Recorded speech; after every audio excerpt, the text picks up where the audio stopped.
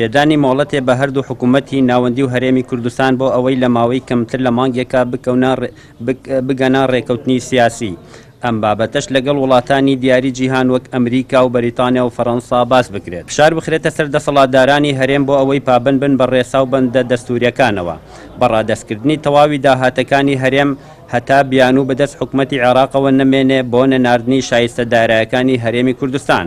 لە کاتی پابند نەبوونی حکوومەتی ناوەند لە بواری پێدانی شایستەدارایەکانی هەرێمی کوردستان وەک هەرێمێکی دەستوری لە چوارچێوەی عێراقی فیدراڵدا ئەوە ڕێگای دادگای فیدراڵی بگرێتە بەر. چەسپاندنی شێواز و ئالەتی پێدانی موچەی موچەخۆرانی هەرێم و هاوڕێکردنی لەگەڵ فەرمانبەرانی تری عێراق بە تایبەت فەرمانبەران و خانەنشینانی مەدەنی لە پرۆژەی یاسای بودجەی 2018دا بە جۆرێک کە هیچ ناکۆکێکی سیاسی و شەخصی کار نەکاتە سەر ئیفلیجکردنی ئەو پرۆسەیە. لە ئەگەری وەڵام نەدانەوەی داواکان بۆ ڕێکەوتن و یەکلانەکردنەوەی شایستەدارایەکانی فەرمانبەران لە بودجە و موچەدا ئەوە بڕیاری بایکۆتی پرۆسەی سیاسی لە عێراق بدەن هەتا هەڵبژاردنەکانی داهاتووی ئەنجومەنی نوێنەران و پێکهێنانی کابینەیەکی نوێی حکوومەت.